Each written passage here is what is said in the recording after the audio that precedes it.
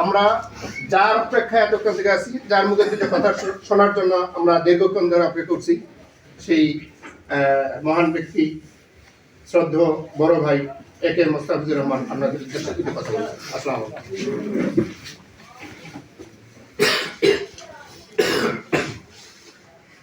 কথাই দেখি তো বুঝছেন শরীরের কি অবস্থা নাকি। বিসমিল্লাহির রহমানির রহিম। প্রিয় উপস্থিতি, আসসালামু আলাইকুম। নির্বাচন কয় তারিখ? 12 তারিখ। হ্যাঁ, 12 তারিখ। কেউ কিন্তু নির্বাচন শুরু করছে 1.5 বছর আগে, বিশেষ করে দাঁড়িপাল্লা মার্কা।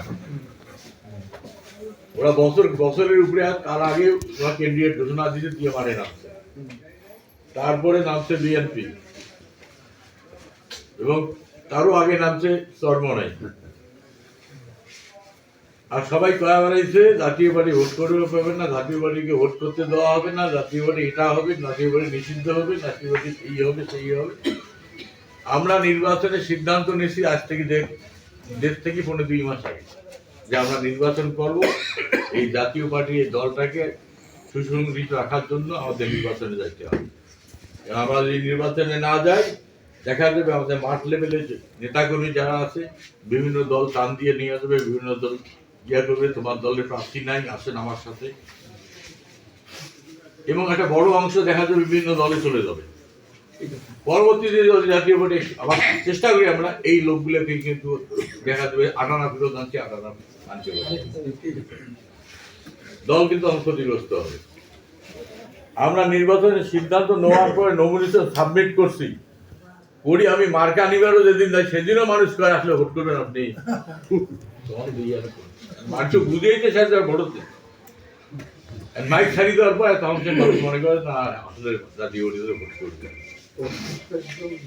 ওরা 1.5 বছরে যতদূর গেছে, 1 বছরে যতদূর গেছে, আমরা ভোটে নামার আমি মূল ভোট আপনারা নামছি 22 তারিখ আছে, 1 তারিখ মানে 10 দিন হয়েছে।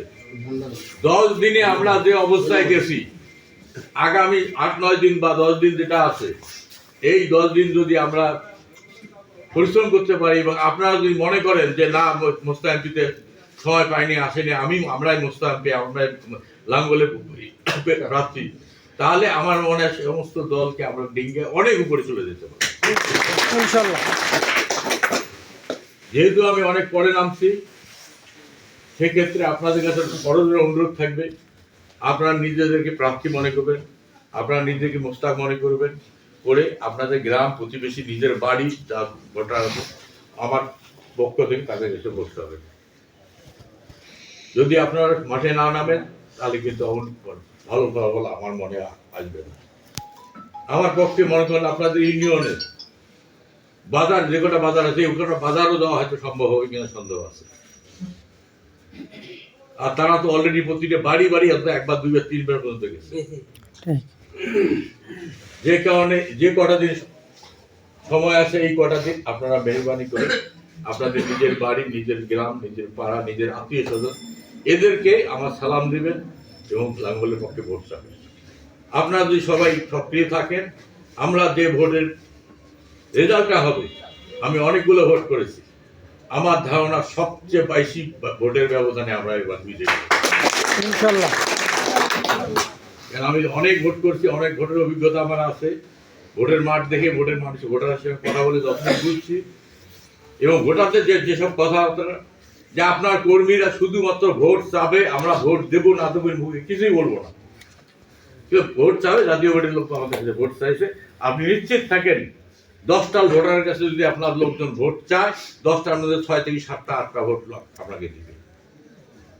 সাধারণ ভোটারের কথা যে ভোট চাইলেই ভোট দিবে আপনাকে, শুধু আপনাদের কর্মী নেতাকে বলেন তারা যেন ভোট চায়, কেন আপনার পক্ষে প্রতিটা ভোটারের কাছে যাওয়া সম্ভব না, প্রতিটা জায়গাও যাওয়া সম্ভব না।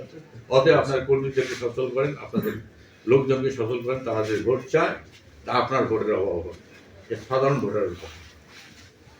ঠিকই আপনারা কি আজ থেকে বা কাল সকাল থেকে মাঠে নামবেন ইনশাআল্লাহ?